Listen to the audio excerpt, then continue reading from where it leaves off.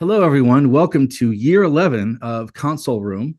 We are very happy that you're joining us virtually. And also, if you're joining us at the convention, thank you so much for supporting an independent fan run convention that's very important these days.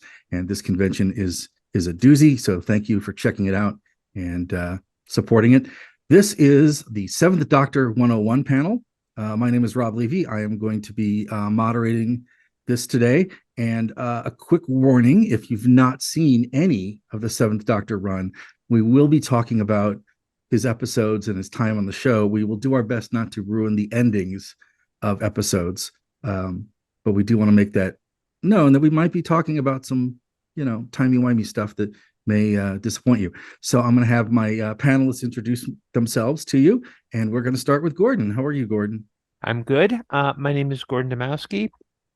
I am a professional writer and author, and I also run the Chicago Doctor Who meetup. And Kathryn?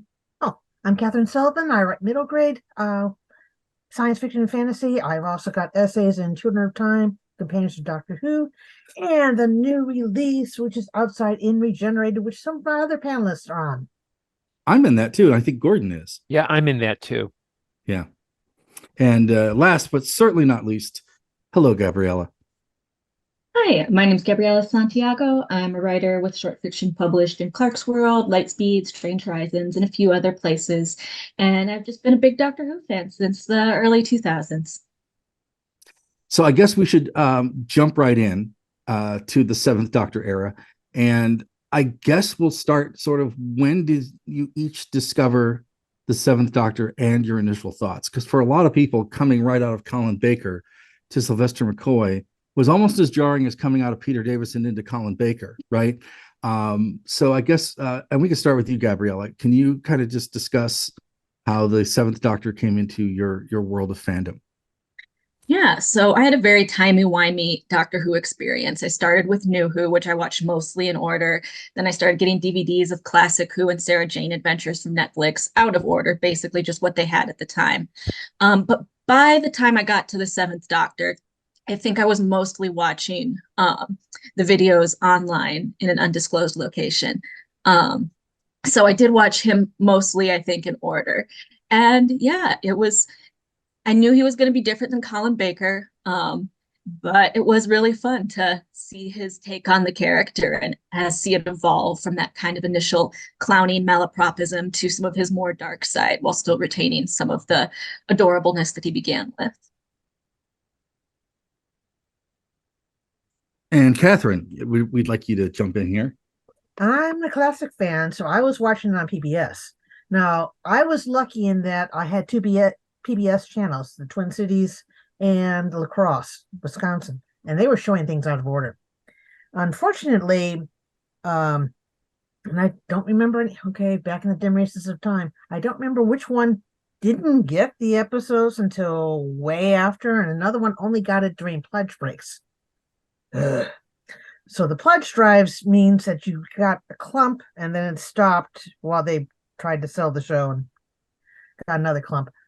But it was really interesting to see just how different he was from Colin. And it was fun too, because I'd also met Sylvester McCoy because he came on that bus tour that went around in 86, because we had the meeting with Sylvester at St. Kate's up in the Twin Cities.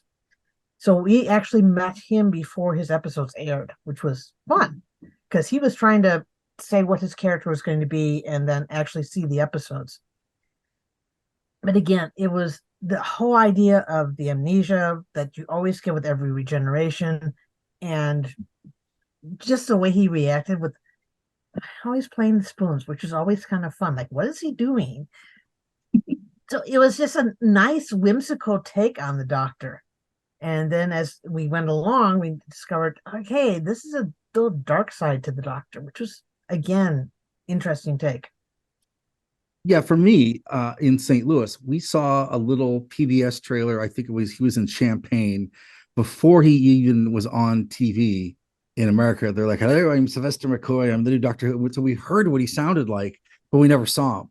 So he had a bit more of a buildup in the States than some of the other doctors had. And then I remember seeing him in real time. He's the doctor that I remember getting his episodes on VHS tapes for Britain in real time or close to real time. And that was really magical, right? But I remember the first time I saw him, I'm like, this is kind of bizarre and bonkers. And I knew he was rooted in sort of that British punk comedy thing and that avant-garde comedy of the time and stuff. So I was like, okay, I know it's going to be a little nuts, but I didn't think it was going to be manic. So I really enjoyed him outside of the gate. I really liked the costume. I thought it was sort of like a nice subdued costume coming out of Colin. It wasn't too garish, but it was also very statesmanlike and kind of, kind of fitting for him. I thought the costume really worked. And I was really taken to him out of the bat, just sort of like, okay, I think I'm going to go with it. And there's always sort of a waiting period for each doctor where you wait it out to see what you're going to get. And that's where I was. So Gordon, how about you? Well, I grew up with Classic Who, and I actually first saw, and I don't remember Channel 11 PBS here in Chicago showing any McCoy until 91, where they did like they may have, I just don't remember whether they did it as part of the regular run. But they did like a week of, they had lost the license, but they regained it for a few weeks. So they did like one particular doctor story. So they did An Unearthly Child. I think they did the Crotons, Day of the Daleks, which came, I think, a week after John Pertwee died. But when they got to Sylvester McCoy, I think they showed two stories. One was Remembrance of the Daleks, and the other was Survival, because they advertised it as the last ever Doctor Who story. And I was with Remembrance, it was just like there's a sparkle to it. It was, I had kind of although I like Peterson, I kind of thought Colin Baker, actor was great, but the writing just wasn't there. And then with Survival, it was, I love the tone of it. And then when I went back to watch things like that first McCoy season, I'm like, oh, because I was, I kind of thought I could see where that first McCoy season was kind of moving up in quality, but it was different because it wasn't you'd gone from Davison, who's a very straightforward hero, to Colin Baker, who's a little bit, he could be brash and arrogant, but he was dominant. And McCoy was more of he's very, and I mean this as a compliment, he was squirrely. Like you never quite knew where he was at. He could play the fool, but then there are times where you'd look and he'd literally turn into like master schemer, or you knew he was a doctor who you knew something else was going on, even if he wouldn't say it outright. And that's what I really learned to appreciate about him. Yeah, I think New Who fans who like the 11th Doctor, I think maps a little bit more clearly onto Troughton, but there is a little bit of the 7th Doctor DNA in him too. So I think if they like that physical comedy, they both have it. And also, yeah, Gordon, that like complexity of like fun and cute and silly, but on a dime can go to the dark. Yeah, and I think too, it should be noted that as you go in to watch McCoy, if you've never watched him and this is your, beginning thesis to the 7th Doctor, that it was probably the oddest takeover of an actor in the role that had happened at the time. Colin Baker had left the show. It was not amicable. Doctor Who was in a very weird space. It was fighting for its life. And McCoy is charged with taking over Doctor Who and quote unquote saving it or trying to bring it back, right? And longtime fans were pretty much there no matter what. But the BBC just made sure that the show was always under siege with McCoy. So to get the context of the 7th Doctor, you have to understand the actor playing the role is constantly doing it with this weight of the world on his shoulders, and the production team's got it as well. So when you watch that first season kind of go into that knowing that it's in a very clunky and awkward transition phase, I think as an actor, I think he did great. I think that some of the scripts for that first season were kind of weird. 40 something years on, I still don't know what the hell Ghostlight's about. But he's great in it. Ghostlight is about being gothic and gay. It's all it is, and it's And, great. and I would recommend if you invest in a Blu-ray player, get the season with Ghostlight on it, because one of the special features is an extended version with they're like scenes that were taken out with time codes, so the visual quality goes in and out. But it's Ghostlight is one of those stories that doing it multiple times, you get a lot out of it, but seeing the extended version, it's a lot clearer in the narrative. But to go back to Rob's comment about McCoy's first season, you've got Time and the Ronnie, which was basically written by Pip and Jane Baker because John Nathan Turner needed a script then and there. And then they brought on Andrew Cartmel as script editor, and he was a very young and relatively inexperienced screen editor, and he had more ambitions for the show. If you look at Eric Sayward, he just saw the previous script editor saw the show as like an action adventure kind of show, and that's part of why it had that tone. But you can see in his first season, even though Time and the Ronnie is a unique introduction, I'll say that. When you look at the other scripts, you can see where he's kind of going. Like Paradise Towers is kind of an attempt to do hard sci-fi with a slightly more comedic edge. And then you've got Delta and the Bannermen, which a lot of people dislike. I just think it's fun. It's like an episode of Glee done by Doctor Who. It's just fun. There's some dark content in it. And then you've got Dragonfire, which introduces the character of Ace. And I think this is important because Sylvester McCoy going in has Mel Bush as a companion. And she was hired. I don't think since she never had a season with Colin, we don't know what kind of companion she would have been in terms of the transition. And I think because the show is under siege, there's never a determination. Bonnie Langford was hired more for star quality than character quality. And I don't think the character was ever served. But Ace became the Seventh Doctor companion because it became very paternal, very much and you could see where the Doctor was kind of trying to mentor her in a slightly different direction. Whereas with Mel, the complaint was she screamed a lot, but they really didn't give Bonnie Langford much to do other than scream and kind of be a little. There are signs of cleverness, but it never quite gelled. Yeah. And as you watch the seasons, they had a plan. So even his costume gets darker as we go through the various seasons. It starts off very lighthearted, lots of jokes, but you get the idea that the Doctor is now, and I'm going to throw in a reference from some of the books later on, Time's companion, where he's actually seeking out dangerous creatures. And as you get that when you get by the time you get to Curse of Fenric and Ghostlight too, because he's trying to help Ace get over her fears. It was just a whole plot of this is a very manipulative Doctor. And that was interesting to watch. Because again, it's like Troughton, you knew he had a little side to himself that he's acting the fool, but he's really smart underneath. And McCoy, as the seasons went on, you spotted that planner coming out a lot more. Yeah.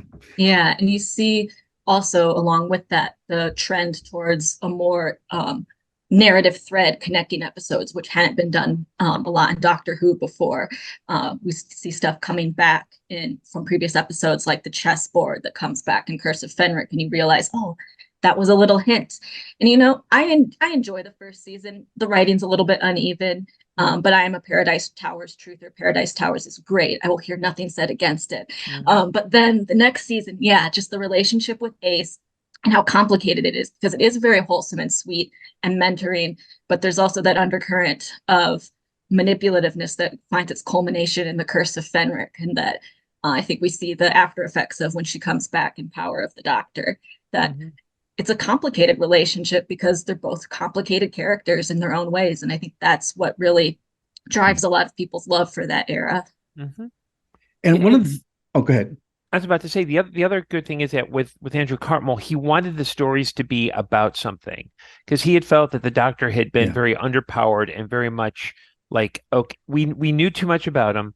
He always would come on top. He'd enter a situation and be stymied.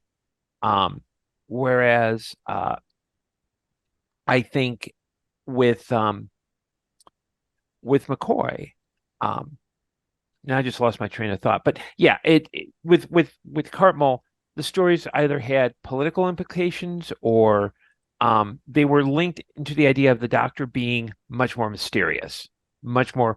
This is someone we could never know.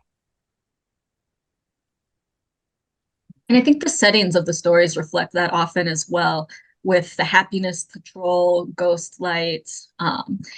Those they have, even if you don't always understand entirely what's going on, you can just be swept up in that just very immersive setting.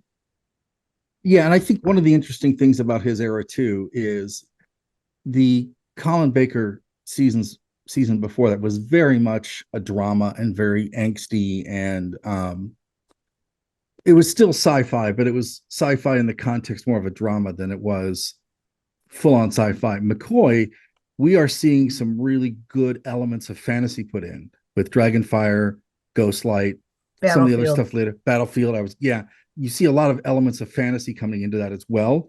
And they're sort of mixing up historical stories, fantasies, sort of more general science fiction.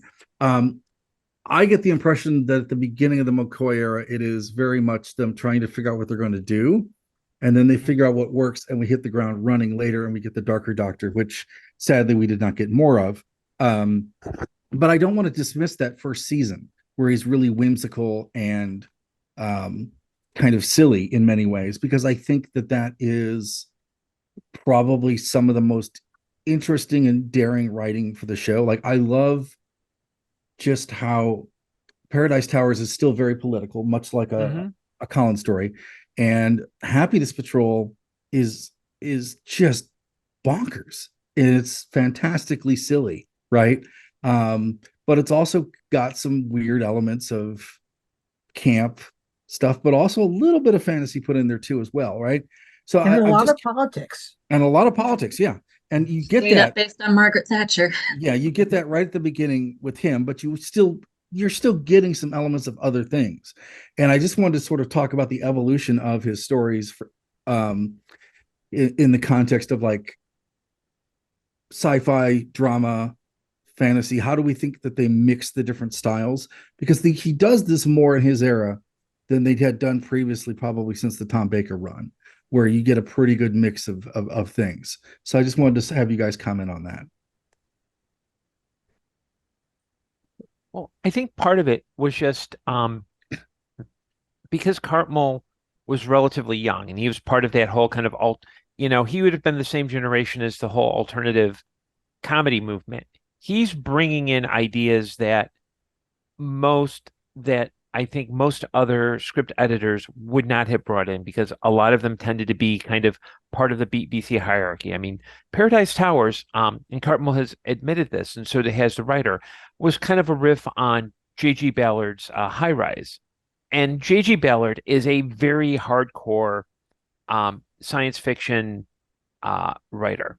And so I also think that with some of the elements of allegory, of fantasy, I think at that point, the show had been focused so much on,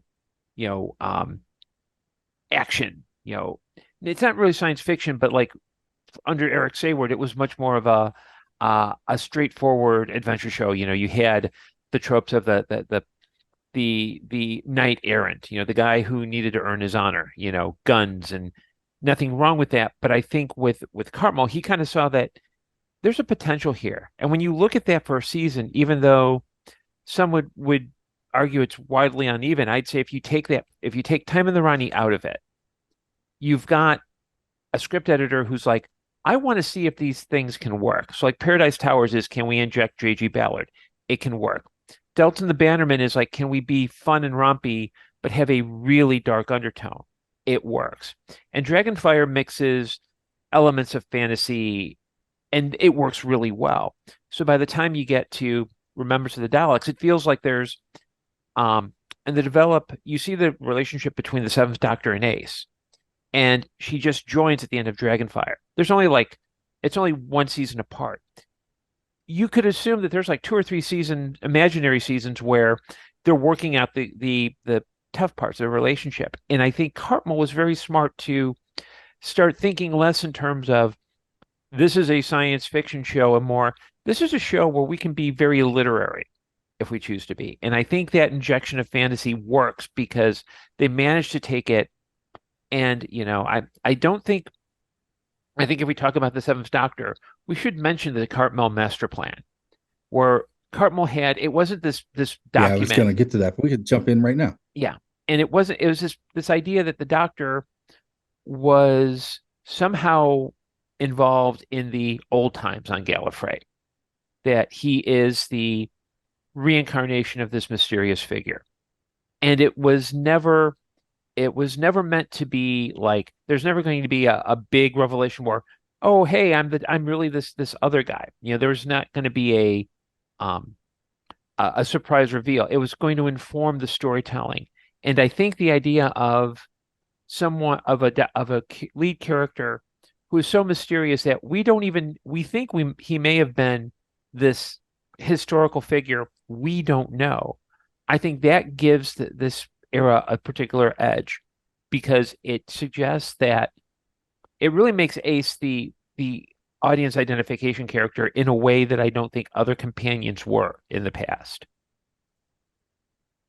See, now I won't take Time in the Ronnie out of the science fiction elements because it was a good Time in the Ronnie was a good bridge between the last Colin Baker and the beginning of Sylvester McCoy, because behind the really bad science fiction elements, there was a really good establishment of an alien race being threatened, being blackmailed by, and they had the elements of science in there by what the Ronnies is trying to do. It just was depicted really badly with the giant brain, but it was just nicely done. The alien race was really, both alien races were very believable. Yeah, I feel like Time in the Ronnie is like a really solid Sixth Doctor episode that happens to have the Seventh Doctor in it. Yes. It's like, what are you doing, the Ronnie? Like dressing up as Mel. There's like some very silly parts, but we're watching the silly show. Like, I'm gonna watch Doctor Who and not expect something silly to happen. Like, that's on me. Yeah, and very much when you watch Doctor Who in this particular era, the first stories are almost always, I hate to say this, throwaway stories, but they're always they're transition pieces, right? And this is very much McCoy saying, hey, I'm here. And he's got some fantastic moments in it, right? And him with Kate O'Mara is fantastic. It's really, I one of the things I really think is underappreciated about this particular episode is just how fantastic those two are together. And I wish that the dynamic with McCoy and Anthony Ainley later lived up to the way that the Ronnie and him played off, right? Or even him when he was in Battlefield with some of his other villains, plays off as well. I do think, you get that episode and then you're moving in to Paradise Towers and some of these other things, and you really sort of like, all right, now we're going. And I just remember being completely intrigued by it. But as much as I love those early seasons, and Dragonfire is great, in many ways as well. Again, the big thing with some of the early McCoys is that they were truncated in terms of like episode length, so they didn't always make a lot of sense. And Dragonfire is one of those that you probably need a little more time. Like, we have no idea why he climbed out over a balcony. Just they did the set wrong. They built the set wrong. It made sense in the script. Yeah, but just go with it, right? No, I'm just, when you're watching this, you see it. There's going to be a lot of times in the McCoy era, you just go with it, right? Okay. But I think for me, the turning point for McCoy was Remembrance of the Daleks, which I still think is a landmark moment in the classic series, just outside of the fact they spelt Foreman wrong on the door of the junkyard. I just thought it was a really incredible piece, and I just remember that when that came on, people were like, wow, this is great.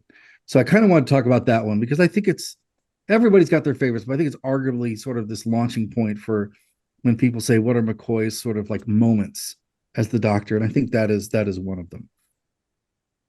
Yeah. Go ahead. So, yeah, I think it's really a statement piece of like where we're going from here. It's got Ace's iconic moments with the bat and the rocket launcher. It's got Sylvester's unlimited rice pudding speech. It's got little tiebacks to the Unearthly Child as well as the unit days. And it's got the Daleks as making a direct commentary on them as a metaphor for fascism and racism by showing some of that happening literally as well. So it is a very well done episode, and I enjoy it.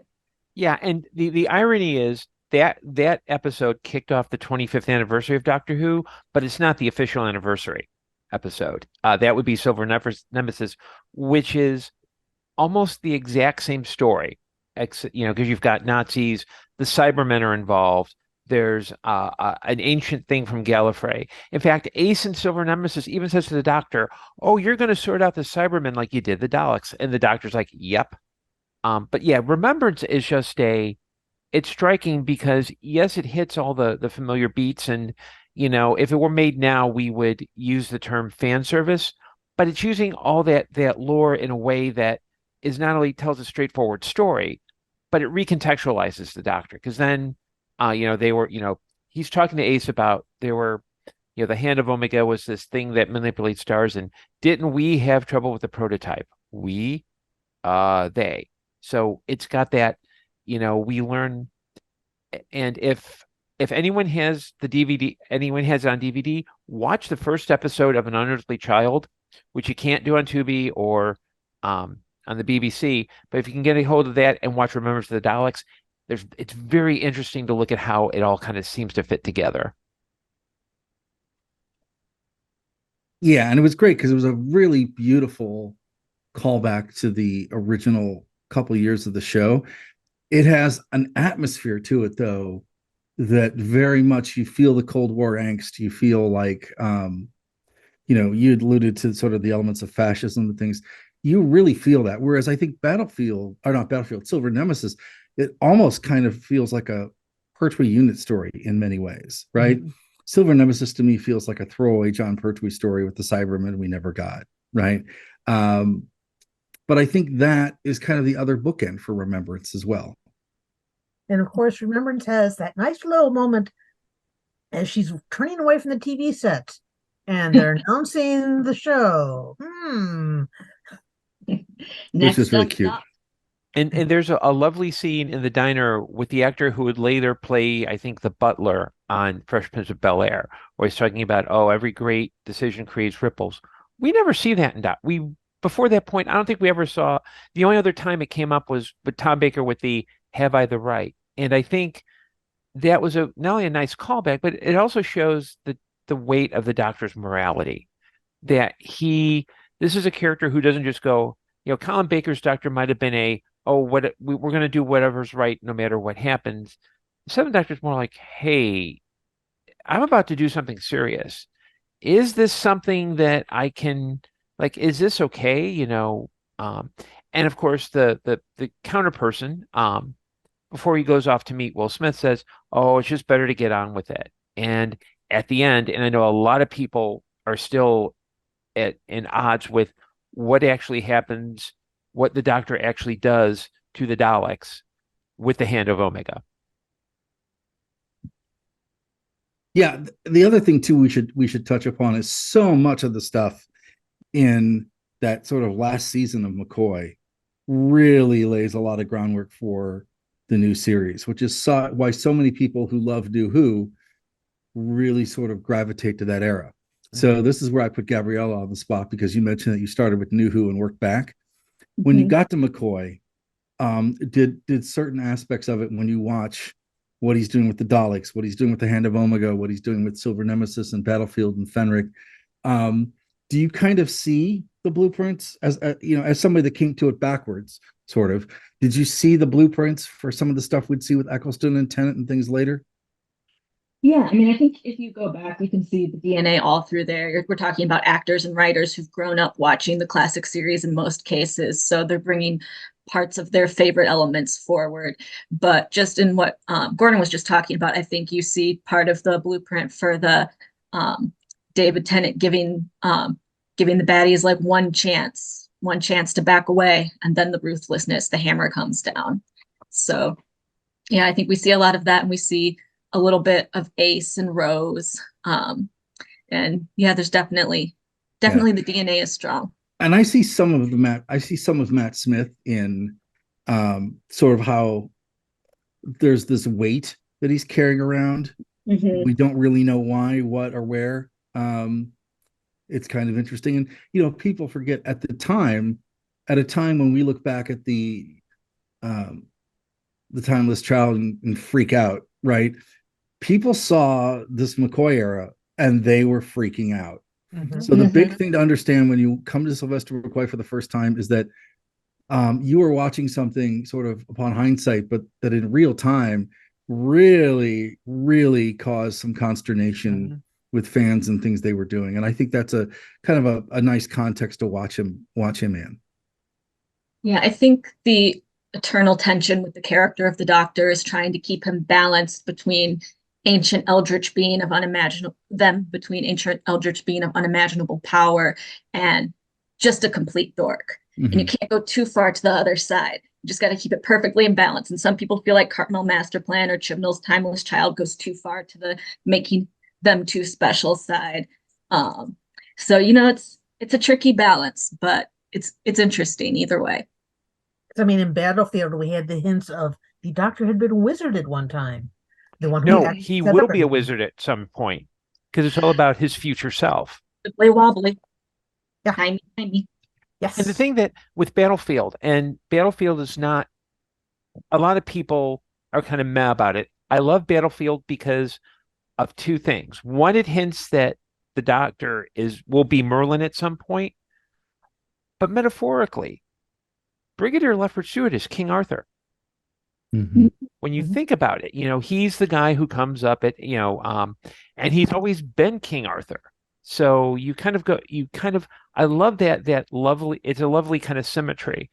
And I think even with Battlefield, it was risky to do like, oh, hey, this is the Doctor's future at some point, you know. I'm sure that like there's a hidden Matt Smith thing where he puts on a red wig and he's like, oh, hey, I'm Merlin. Let me do Merlin stuff. But yeah, it's nice to see the show actually play with the idea that we're going to tell a story that involves a future Doctor and his actions with an impact on the past Doctor. It's just, again, wibbly wobbly, timey-wimey. And we see that as well, too. Kind of moving on to some of the aesthetics. If you watch the McCoy era for the first time, you were kind of struck by the logo, the theme music, and sort of the just the look of it. I have no problem with that theme, right? I know at the time people were kind of like not completely happy with it, and people don't love the opening credits very much. But I think that you have to look at it from the lens of time. But just let's look at this aesthetically with, you know, we'll break it down with the theme music and the opening sequence and the wink, and then we'll move into scripts and things too. The theme slaps. I don't know what people have a problem with it. It's great. You can basically dance to it. Yeah. Yeah, and you know, that was the first time that those opening credits, I think, were the first time CGI was used on Doctor Who. And this is 88, this is like 87, 88, because normally that software was used for like introducing the news or weather reports. You know, yes, it's typically 80s, but you know what? Yeah, I kind of think it has a special charm, especially since it's not just, you know, weird paths or just the Doctor's face coming out at you. There's like an actual story. And, you know, you know, maybe it's not everyone's cup of tea, but I think it serves its purpose. And I think you know, that theme does kind of slap because you just go right into it. There isn't the da da da da or weird sounds. It's like, oh, da da da.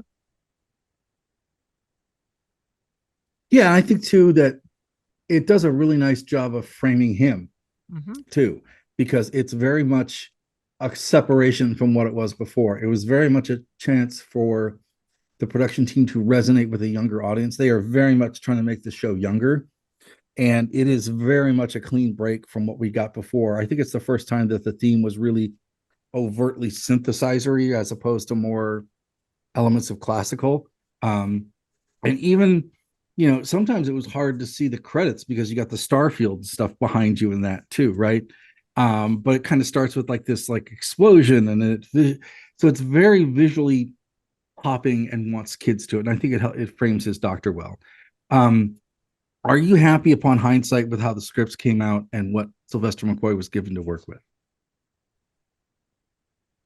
There could have been more explanation in Ghostlight, but overall, I'd like the balance of a lot of fantasy elements and a lot of science fiction elements. I thought it worked. Mm-hmm. Yeah, I think it's one of the strongest writing seasons. Like, I love Colin Baker as an actor, but I feel like the writing in his era was more uneven and less satisfying to me personally. But I feel like Sylvester, overall, I like the scripts. I do admit that The Curse of Fenric is the second most confusing Doctor Who episode to me after The Impossible Astronaut. Choose 3 plots, guys, no more than 3 plots. But the vibes carry it through for me. I'm like, I don't entirely understand what's going on here, but I don't need to understand because Ace is being a badass and the Doctor's being manipulative and there's creepy vampires and curses and I'm having fun. Yeah, I mean, I'm happy with the writing, and I wish there were more of it. Unfortunately, this was when Doctor Who was canceled. And I think the great thing about the writing is there's not a lot of bloat to it. I mean, sometimes like with Ghostlight and with Curse of Fenric, you're kind of forced to have to figure out, okay, like what's going on. And I know Fenric, they did like essentially they had enough material for like a literally like a TV movie. In fact, if you buy it on DVD and Blu-ray, you can get various edits of the material. But I think this was where Cartmel was really focused.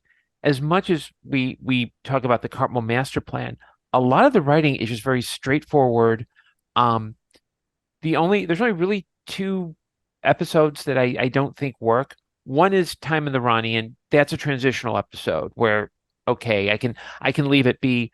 The only other one I would argue would probably be Silver Nemesis, but I think that's just when you start with a strong episode like Remembrance of the Daleks, it doesn't really it kind of has to pale in comparison, but I can't complain. It's a great.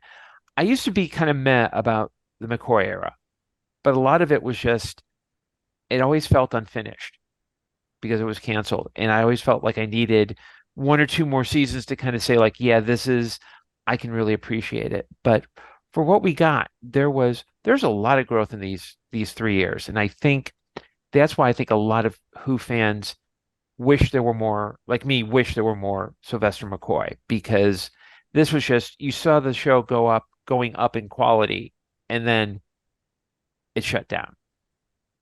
Yeah. I mean, Silver Nemesis suffered because it was silver, which was an anniversary color. Like they had to have it there. But having it so close to Remembrance kind of made it fall into the background. Yeah, the main thing about Silver Nemesis for me is like it doesn't quite stick in my memory as much as Remembrance of the Daleks. I'll go back and rewatch it and enjoy it. And I generally feel like the 2 cakes meme about it. Like it's similar, so I do enjoy it. Even if it may be similar to the previous cake that I just ate. The big thing I have with that season is that I wish they would have had a different running order. Almost. It almost would have been better to do Silver Nemesis first or early and then do Remembrance near the end, but I get it, right? This is all semantics. Well, but I know think they were supposed to have a different running order, and there's some continuity errors because of that, which I didn't notice because I get carried away by vibes. But and it all flows really well, right? And I know we're circling back to early years, but like that's one of the reasons why I loved Delta and the Bannerman is it just kind of didn't really fit in what they were doing, but it was a nice little break, right? And I almost wish we got something like that in this season, right? That's sort of a lighter thing. And we should say too that the McCoy era for guest stars is pretty phenomenal of who we got. Just tons and tons of guest stars. And that's part of what I think made Battlefield really good, Silver Nemesis really good. That part where he tells the Brigadier you're supposed to die in bed, that's fantastic.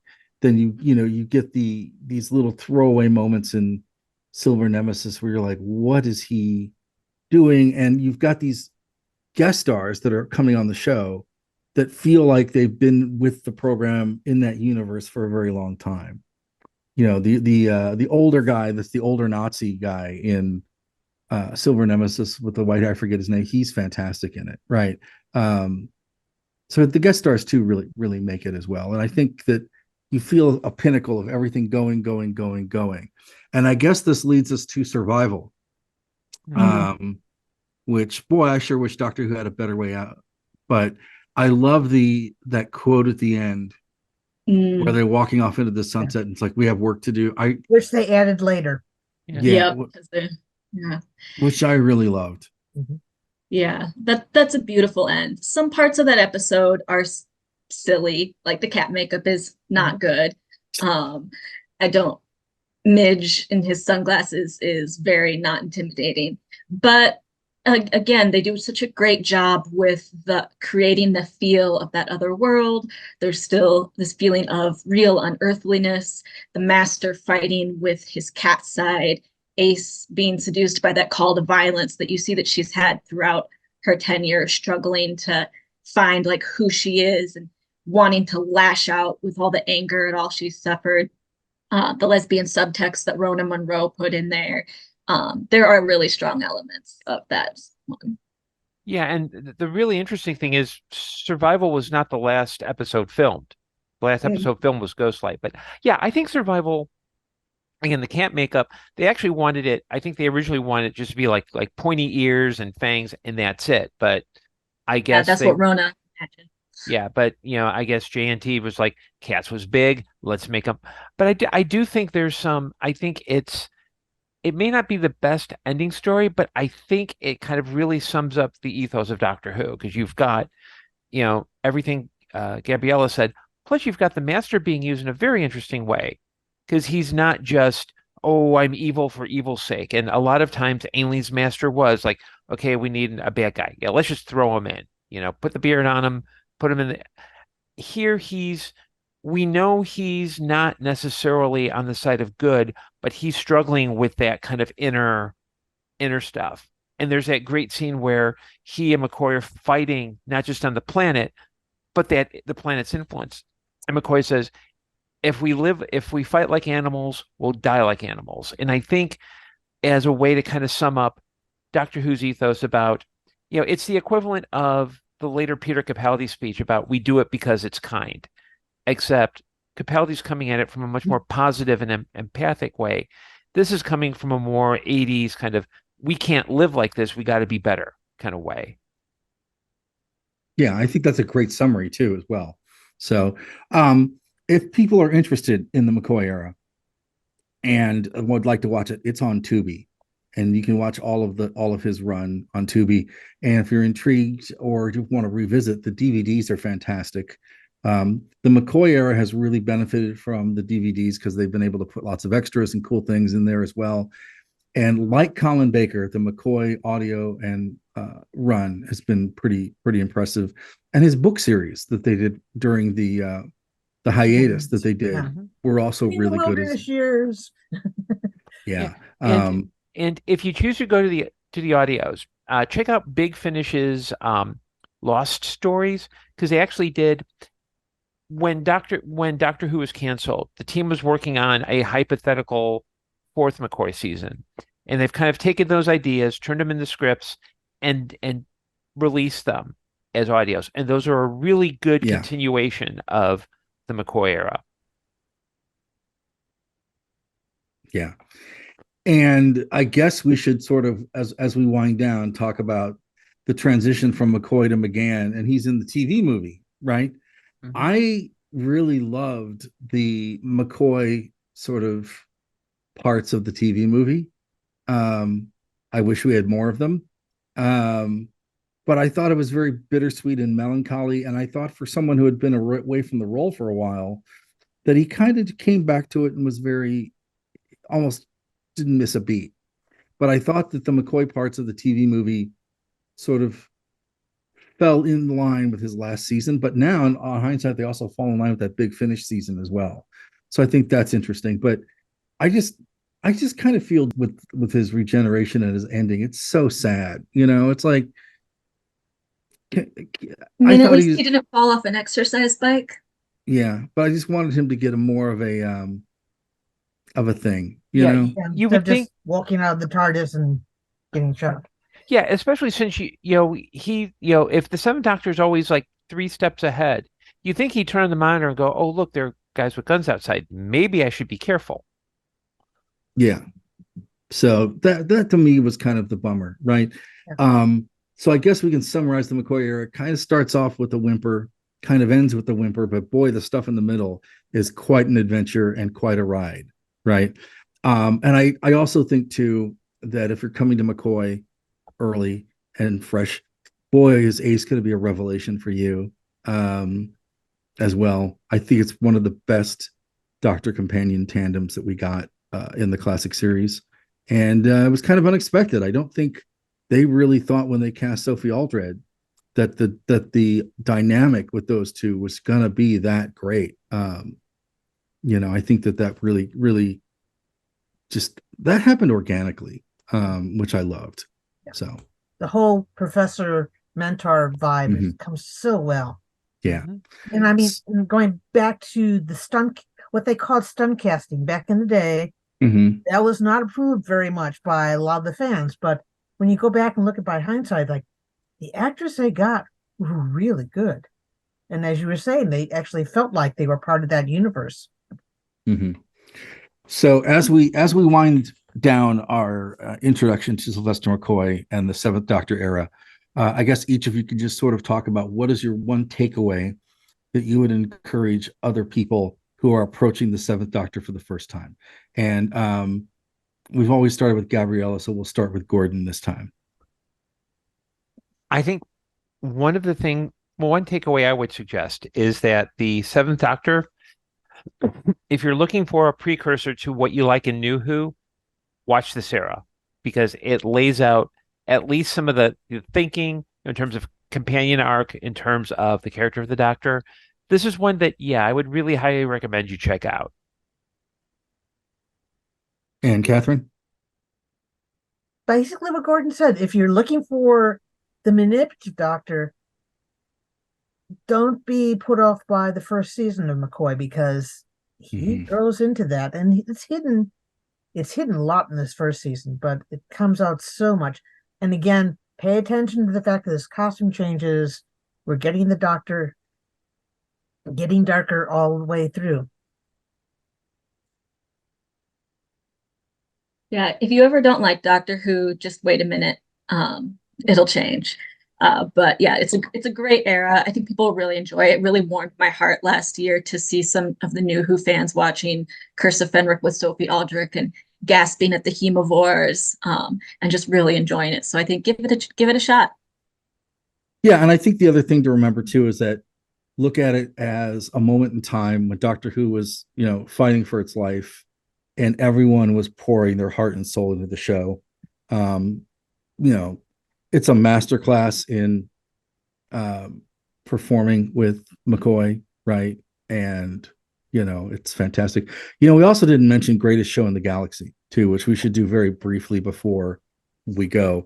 That it was also a great parody of itself, right? So Doctor Who is fighting for survival. It's trying to keep itself going, but then it also, in the midst of all this, makes fun of itself and its fans, and that's fantastic as well. So I think that as you look at his pantheon of episodes, just think of yes, it goes from being silly pantomime to anti-Thatcher rhetoric to anti-fascism rhetoric to bonkers sci-fi fantasy to self-deprecation. It's everything you want, and it's one of the reasons why everyone loves Doctor Who. But it's also sort of this really special moment when classic Who took risks and really did some things. So, and in case somebody doesn't bring it up at the convention, we're going to have Lisa Bowerman, who was one of the cheetah people in Survival. And a great director in Big Finish. Yes. I do also want to say for folks who are considering the Seventh Doctor era, it is one of the most racially diverse eras of classic Doctor Who, and it's as gay as you can make a children's show in the 80s. That's right. So we should mention all of his episodes are on Tubi. Thank you again for checking out Console Room and joining us virtually and in person. As we go through and wind this down, where can people find each of you? You can find me on Facebook and Blue Sky and whatever the Twitter thing is now. And also I host a music podcast called Modern Musicology with a couple other serious Doctor Who fans. And I'm also on the needcoffee.com podcast as well. And I also am in the ATV book that Gordon and Kathryn are in. So that's where you can find me. And you folks can tell us where you can find you. I'm at KathrynSullivan.com. At the convention, I'll be in the Artist Alley, and I will have copies of Outside In, Regenerates, and Children of Time. So you can find me there. You can find me at Gabriela-Santiago.com. You can also follow me on Instagram and Tumblr at writing-related activities. I have a short story, Reconstructing the Goldenrod Conspiracy, a Dinah Room 2:30 to 3:30, coming out in Lightspeed at some point. They haven't given me a date yet, but I basically Goncharov the entire Doctor Who fandom in that. So if that sounds interesting to you, give me a follow and I'll let you know when it's coming out. Yep. You can find Chicago Doctor Who Meetup on Facebook, Twitter at Who Meetup, and meetup.com/Chicago Doctor Who Meetup. You can find me on Facebook, Twitter at Gordon Dim, and you can also find me on Amazon. So again, thank you so much for being a part of our Console Room experience. Thank you for talking about the Seventh Doctor.